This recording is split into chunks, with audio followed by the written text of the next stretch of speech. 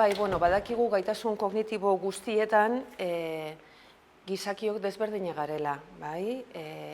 Eta horrei variabilitate individuala deitzen diogu, bakoitzak gure gaitasun kognitiboak ditugu, desberdinak eta gaitasun aldakorrak azpiatal bakoitzean, ez? Honi dagokionez, elebidun izateak ustez, evidentzia zientifikoak erakusten du, kontrol kognitiboa indartzen duela. Eta hori zergaitik da? Uste da, hizkuntza batetik bestera aldatzeko ariketa horrek, edo aldatzearen ariketa horrek, kontrol kognitiboa martxan jartzen duela, eta hori egunero kiroldegira doanak bezala, egunero aktibidade ero tarea kognitibo hori egitean, kontrol kognitiboa indartu egiten dela uste dugu. Eta horregaitik talde mailan elebidun mota batzuk elebakarrekin alderatzen ditugunean, aldeak aurkitzen ditugu kontrol kognitiboan. Eta zehazki interferentziaren kontrolean. Hau da, interferentzia kontrola da gizakiok eta animali askok ere izango duten gaitasuna ziurazki, dela zerbaitetan arreta mantendu behar dugunean, inguruan ditugun beste estimulu batzuk saihesteko gaitasuna. Eta hori neurri batean ero bestean martxan jartzen da, nik elebidun ero elean hitz bezala hizkuntza bakar batean hitz egin nahi dudanean. Eta horretan bereziki dirudienez dago elebidun batzuren eta elebakarren arteko alde kognitiboa.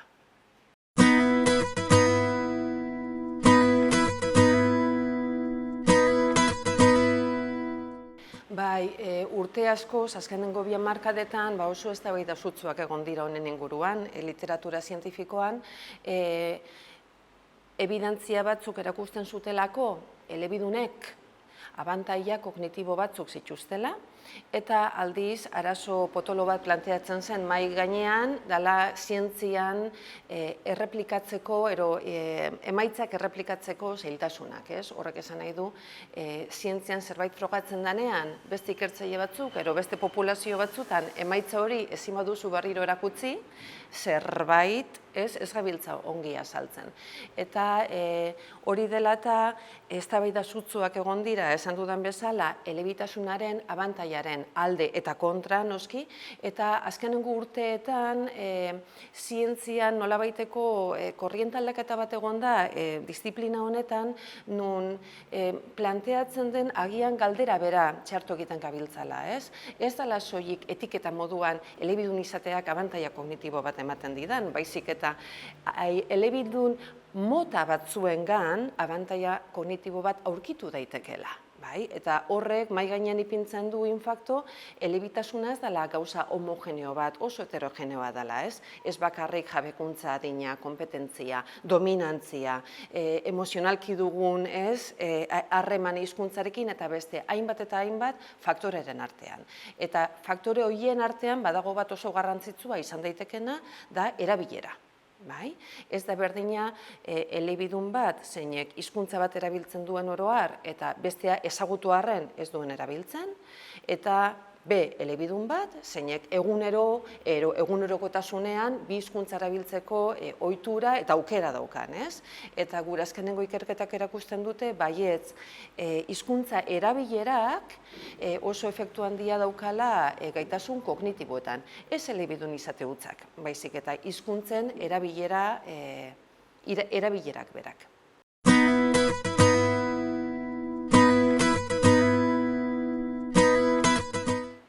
Dena, esango nuke dena geratzen zaigula ikertzeke. Zientziak horrela funtzionatzen du, dena oso gutxi dakigu, eta gero eta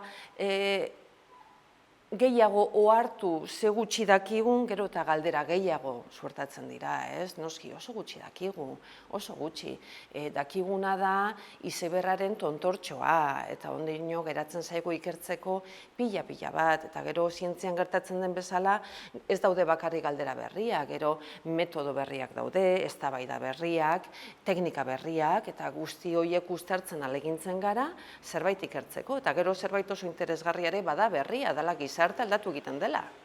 eta elebidun gizartere aldatu egiten da, orduan lehen hemen gaurko jardunaldietan oso ondo azaldu duten bezala, 80. hamarkadetan Euskal Herrian egiten ziren ikerketak elebitasunaren inguruan, eta ikerketa horiek oinarritzat hartu zituzten laginak, ez dira gaur egun ditugun laginak, ez? Orduan, bere horretan ikerketa galderak horrek jada aldatu egiten du ikerketa galdera, ez? Arlo guztietan, hezkuntzan, hizkuntzalaritza klinikoan, ez? Gaitz neurologikoen ondoren patologiak edo hizkuntza desordena dituzten pertsonetan, denetan, eske elebitasunaren perfila eleanitza da gehien bat, hori hazteko eta gero variabilitatea izugarria da, ez? Gero eta handiagoa, orain dela 20 urtekoarekin konparatuta, orduan oraindik dena geratzen zaigu deskubritzeko.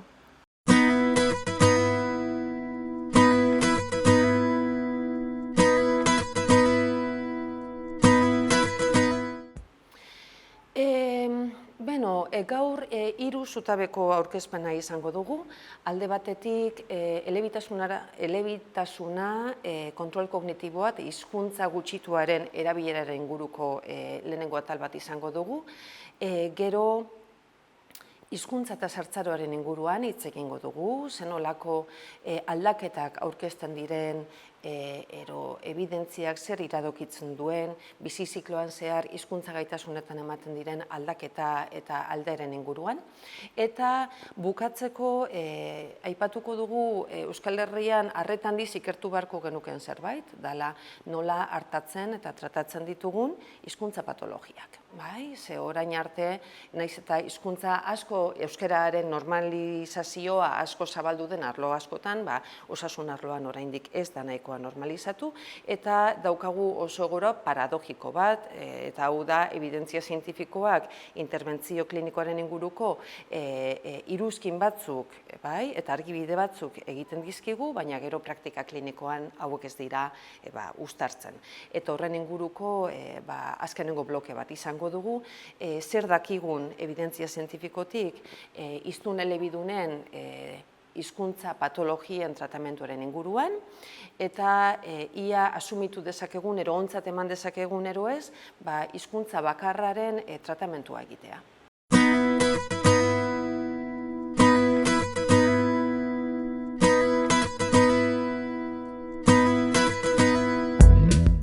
Hori da, gabezia handia daukagu merkatuan, gehien bat onartu behar da gazteleraz ere gehiegi ez daudela, hori ere onartu beharrekoa da, bada disiplina bat oso zabaldu eta garatu izan dena herrialde anglosajoietan, eta hemen atzeratuta gaude guzti honen garapenean, baina bereziki euskeraz desertuan gaude, ez dago frogarik, badakit ahalegin handiak egiten dabiltzala ikertzaile zehatz batzuk, sare internazionaletan, nazioarteko sareetan parte hartzen, besteak beste Amaia Munarriz eta Maria Purki hor daude lan horietan, ezinbestean behar ditugu, gaur egun ez daukagulako beharrezko erramintak, hizkuntza patologiak euskeraz behar bezala aztertu eta diagnostikatzeko, ez dago tratamentu egokirik egiterik, ez badago diagnostiko zuzenik, hori horrela da. Baina hortik haratago ere, norbaitek berak egindako froga batzukin ebaluatuko balu pazientea ere, azpimarratu behar dugu interbentzioa bera, hizkuntzaren terapia bera, elebiduna izan behar dela, afasiadun hiztun horren hizkuntza guztiak hoberatu nahi baditugu. Eta kontreko ustetan oinarritutako zerbait da. Ez dago evidentzia zientifiko hori bultzatzeko, eta hau gizarteratu egin behar dugu, ez bakarrik politika eraginkorragoak erabiltzeko osasun zerbitzuetan, baita ere, gaur egungo psikologo, logopeda eta parte hartzen duten guztien trebakuntzak hobetzeko Euskal Herrian.